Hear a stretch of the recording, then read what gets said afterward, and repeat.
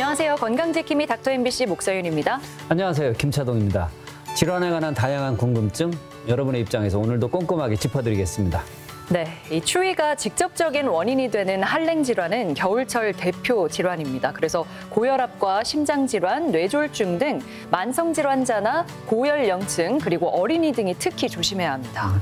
지난해 동절기 기간 동안 국내에 총 300명의 한랭 질환자가 발생했고요. 그중에 전라북도에서는 12명의 환자가 발생했고 그중에 2명이 사망을 했다고 그러죠. 네, 보통 한랭 질환은 추운 바깥에서 걸리는 걸로 알고 있지만 실내에서 걸리는 한랭 질환자도 20%나 된다고 합니다. 네, 생각보다 많습니다. 네. 실내에 있다고 해서 한랭 질환을 안심할 수는 없다는 그런 말씀입니다. 네, 그래서 오늘은 익산병원 응급의학과 이영재 응급센터장과 함께 한랭 질환에 대해서 자세히 알아보겠습니다. 겨울철 한파로 인해 발생되는 한랭 질환. 추위가 직접적인 원인이 되는 겨울철 대표 질환으로 일교차가 크고 기온이 갑자기 떨어지는 시기에 집중 발생합니다. 그래서 추운 날씨 무리하게 신체 활동을 하면 혈압 상승으로 심뇌혈관 질환이 발생하거나 악화될 수 있는데요. 그래서 이 시간에는 응급의학과 전문의 이영재 센터장과 함께 한랭 질환에 대해 알아보겠습니다. 네, 센터장님 안녕하세요. 네, 안녕하세요. 네, 먼저 한랭 질환에 대해서 설명 부탁드리겠습니다. 네, 한랭 질환이란 추위가 직접적인 원인이 돼서 인체에 피해를 입히는 질환으로서 겨울철에 기온이 내려가는 현상인 한파로 인해서 많이 발생합니다. 네. 이러한 한랭 질환은 신체의 일부가 저온에 노출되어 발생하는 국소 한랭 질환과 신체의 전부가 저온에 노출되어 발생하는 저체온증으로 나눌 수 있습니다. 실제로 한랭 질환자가 많은가요?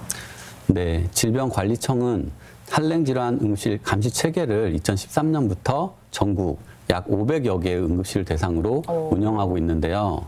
매년 12월부터 이듬해 2월까지 한랭 질환, 즉 저체온증, 동상, 동창, 침수병, 침족병의 발생 현황을 모니터링합니다.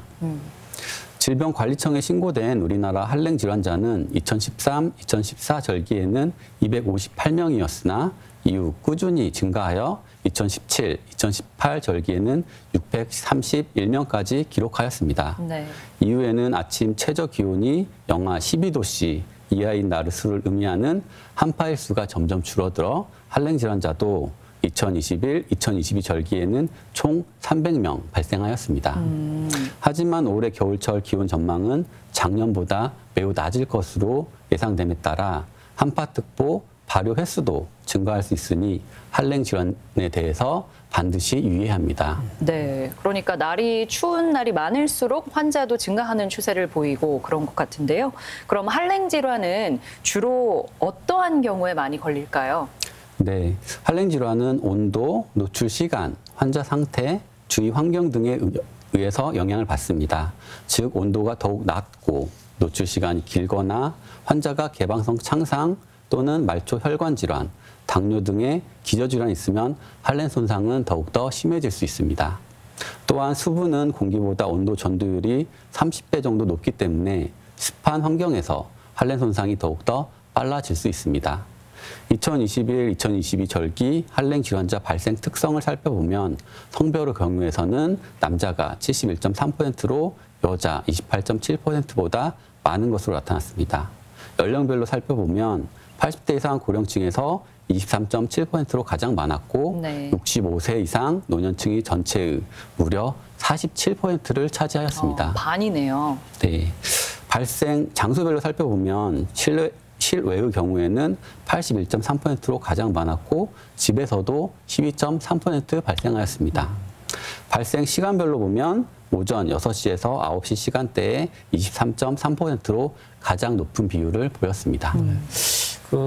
추위에 노출되는 부위에 따라서 나눌 수도 있는 것 같아요. 아까 말씀을 해주시는 거 보니까 구분이 되는 것 같은데. 네, 그렇습니다. 한랭 질환은 추위에 노출되는 신체 부위에 따라서 국소성과 전신성으로 나눌 수 있습니다. 국소성 한랭 질환에는 신체 일부가 저온에 노출되어 발생하는 동창, 침수병, 침족병, 동상, 한랭 두드러기가 있습니다.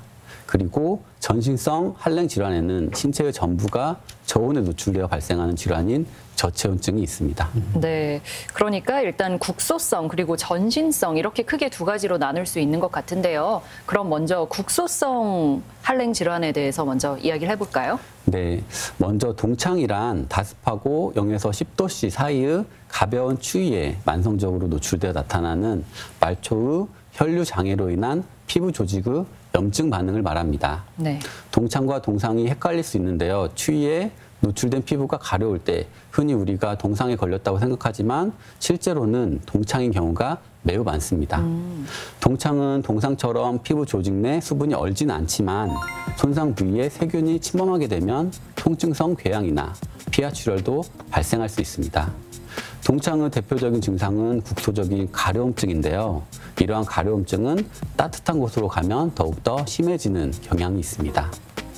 동창은 해당 부위와 함께 전신을 따뜻하게 하고 휴식을 취하면 대부분 별다른 치료 없이 저절로 호전되지만 약물 치료가 도움이 될 수도 있습니다. 네. 이러한 동창에 걸렸을 때는 먼저 추운 부위를 따뜻한 물에 담그고 동창 부위를 약하게 마사지하여서 혈액순환을 유도해 줍니다. 동창 부위가 가렵다고 절대 긁지 마시고 청결하고 보습을 유지하는 것이 매우 중요합니다. 그 침수병 그리고 침족병 그러니까 손발인 것 같긴 한데요. 그 자세한 설명하고 예방법, 치료법 좀 부탁드립니다. 네, 침수병과 침족병은 0에서 10도씨 사이의 냉수나 습기가 많고 차가운 환경에 손과 발이 만성적으로 노출되어서 혈관 내피 세포가 손상되고 우렬되어서 혈관이 폐쇄되는 손상입니다. 네. 이때 손과 발이 짓무르는 손상이 나타날 수 있는데 예를 들면 축축하고 차가운 신발을 오래 신고 있을 때 발생할 수 있습니다. 발생 초기에는 손상 부위가 차고 무감각하지만 시간이 지나면서 통증과 함께 화끈거리고 부종이 나타나며 수포를 형성하는 궤양으로 진행될 수 있습니다. 증상이 진행되면서 피부가 약간 빨갛게 되거나 파란색 혹은 검은색으로 변할 수도 있는데 네. 다행히 심층 조직의 손상은 없는 경우가 많습니다. 침족병에 걸렸을 때는 먼저 젖은 신발과 양말을 벗어 제거해야 합니다. 네. 그리고 손상 부위를 따뜻한 물에 조심스럽게 씻고 건조한 후에 거즈와 소독 붕대로 보호하고 약간 올려줍니다. 손가락과 발가락 사이에는 습기를 제거하고 서로 붙지 않도록 소독된 마른 거즈를 끼워줍니다. 침수병과 침족병을 예방하기 위해서는 추운 날씨에 손과 발이 젖지 않는 것이 가장 중요하며 추위에 대한 반복적인 노출만 피하면 예후는 좋은 편입니다. 그래요. 그러면은 지금 동창 그리고 침수병, 침족병에 대해서 말씀을 해주셨는데요. 우리가 일반적으로 많이 알고 있는 동상은 어떻게 정의할 수 있을까요? 네, 그 방금 전에 말씀드린 동창과 침수병, 침족병은 피부 및 피하 조직이 동결되지 않는 반면에 동상은 강한 한파에 의해서 피부 및 피하 조직이 동결되어서 손상되는 것을 의미합니다. 주로 심장과 멀고 외부와 노출이 많은 부위에 발생하기 때문에 얼굴, 코, 귀, 손가락, 발가락 등에서 많이 발생합니다. 네. 초기에는 피부가 붉어지고 통증이나 저림이 있다가 증상이 악화되면 감각이 없어지고 수포, 부종이 생기며 최악의 경우에는 손상된 부위의 절단이 필요할 수도 있습니다. 동상은 결빙의 범위와 증상에 따라서 1도에서 4도까지 분류됩니다. 1도 동상의 경우는 피부 부분 결빙으로서 괴사는 없으나 찌르는 통증, 홍반, 가려움, 경미한 부종이 특징입니다.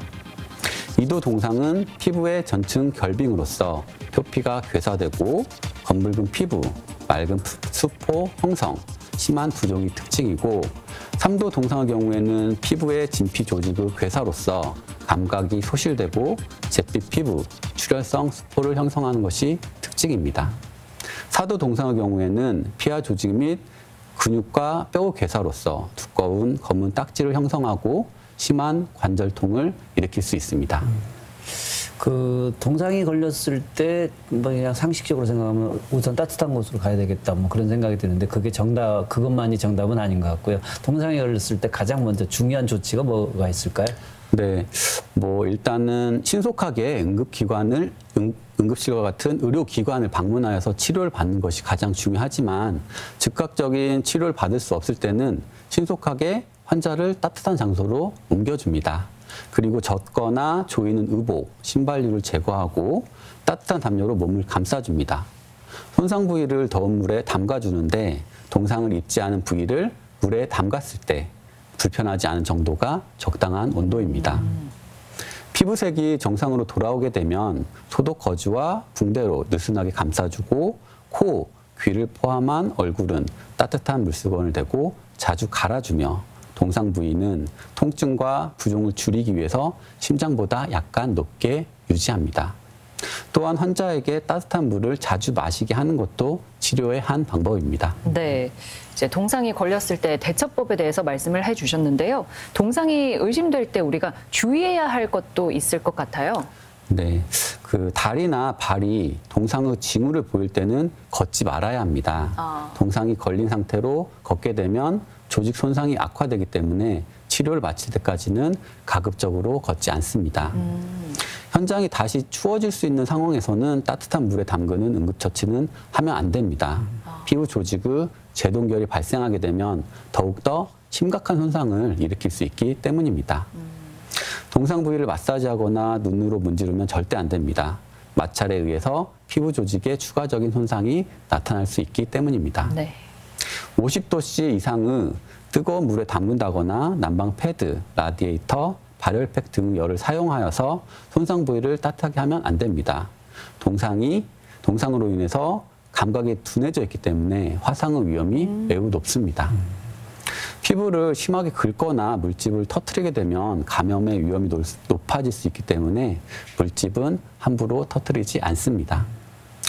그리고 카페인이 함유된 음료, 술을 마시거나 담배를 피우게 되면 손가락, 발가락과 같은 말초 기관에 혈액순환에 영향을 미쳐 동상이 악화될 수 있으니 주의해야 합니다. 네, 지금까지는 국소적인 증상이 나타나는 질환이었고 이번에는 전신적인 증상이 나타나는 할랭 질환에 대해서 이야기 나눠보겠습니다.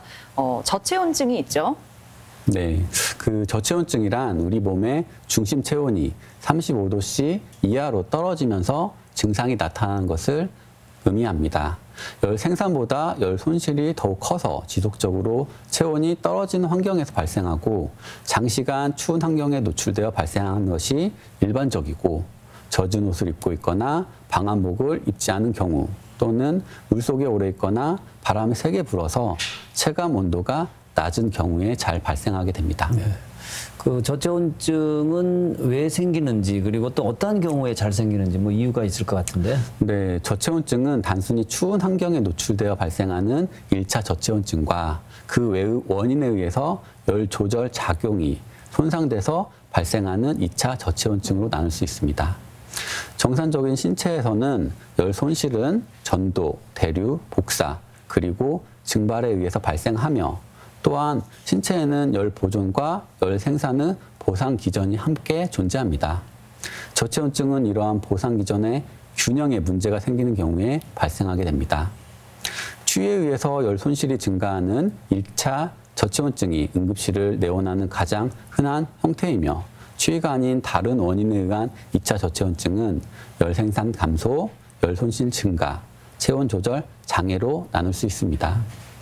열 생산 감소를 일으키는 원인으로는 갑상선 기능 저하증, 부실 기능 저하증, 뇌하수체 기능 저하증을 포함하는 내분비계 질환이 일반적이고 저혈당증, 심한 영양실조가 있습니다.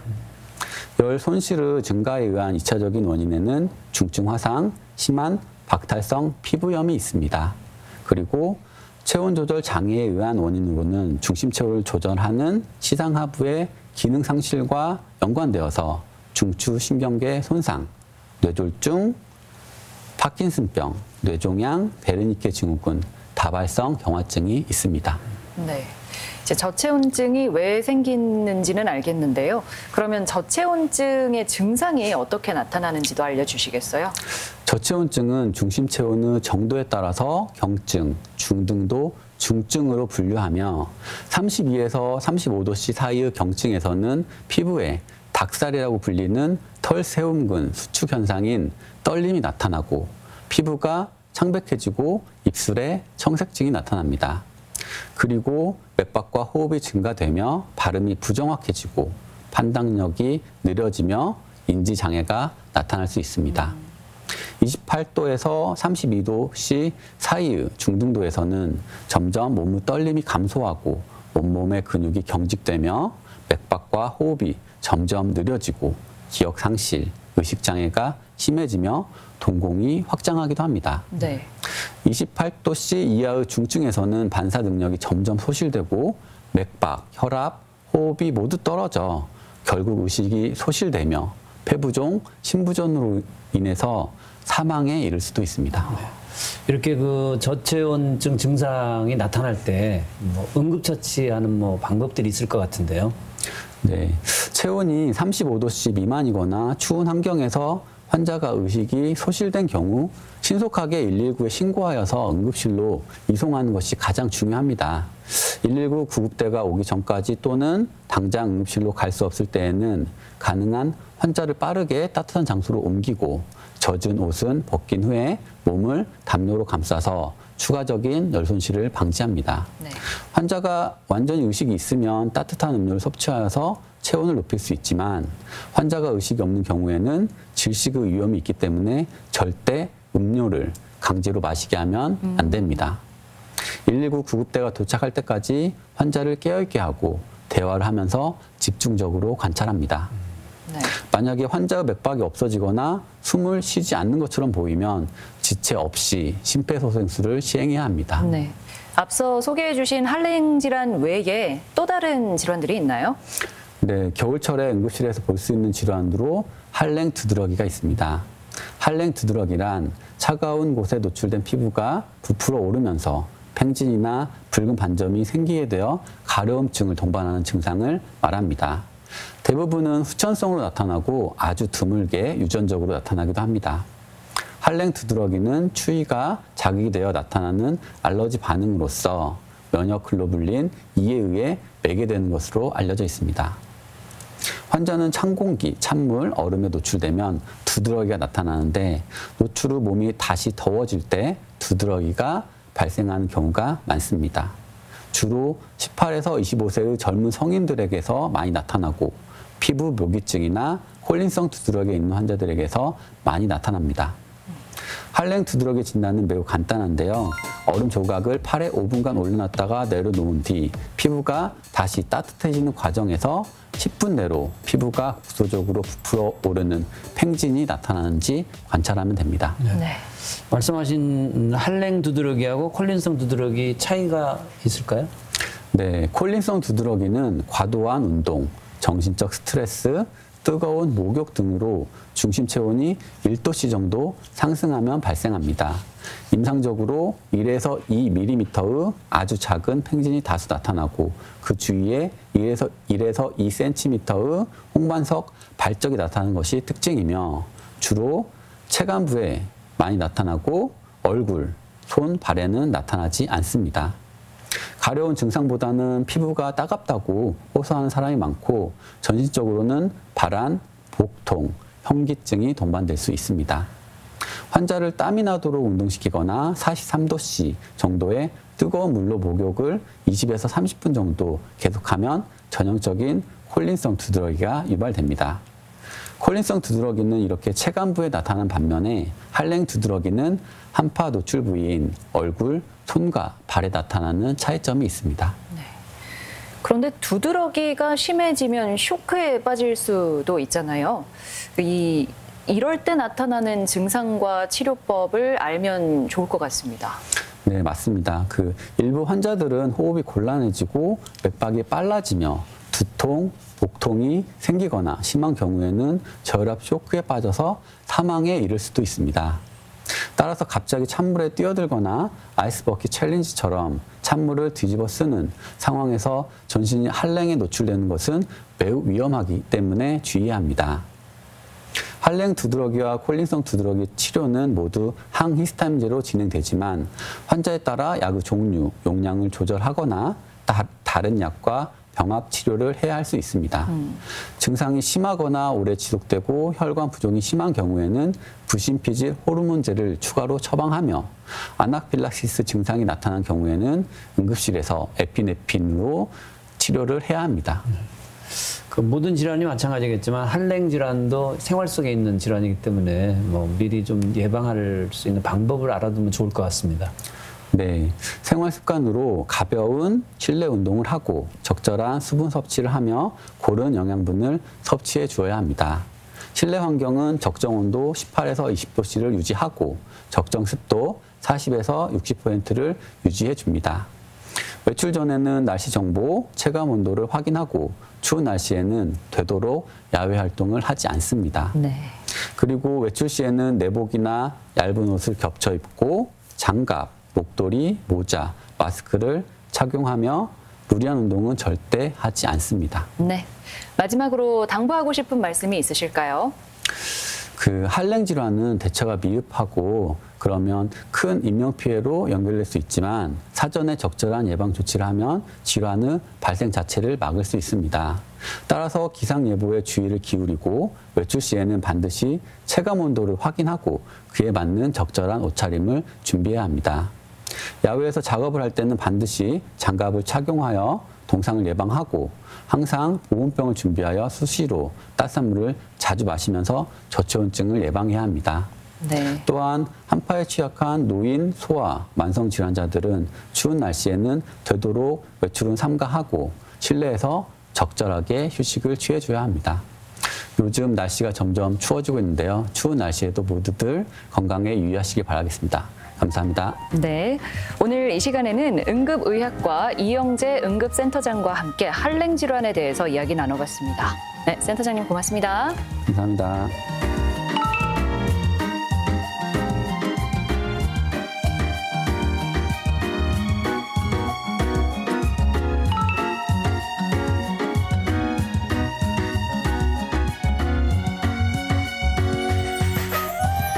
일요일 오후가 되면 내일부터 다시 출근을 해야 한다는 부담감에 갑자기 머리도 아프고 피로감이 몰려오는 증세를 보일 때가 있는데요. 바로 월요병이죠. 맞습니다. 예. 월요병이 생기는 근본적인 이유는 바로 피로 때문이라고 하는데요. 그래서 주말에 부족한 수면을 보충하면 비만 등의 위험 요소가 감소한다는 연구 결과도 있습니다. 하지만 평소보다 주말에 2시간 이상 더 자면 오히려 평일 수면 습관을 방해하고 면역력을 떨어뜨릴 수 있다고 합니다. 저도 지금 잘못된 습관을 갖고 있는 것 같은데요. 네.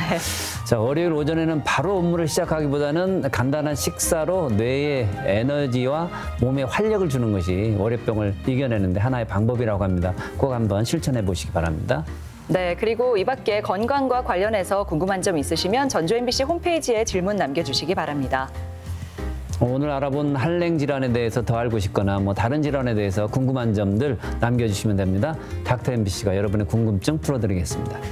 저희가 준비한 소식은 여기까지입니다. 다음 주 이 시간에 다시 찾아뵙겠습니다. 고맙습니다.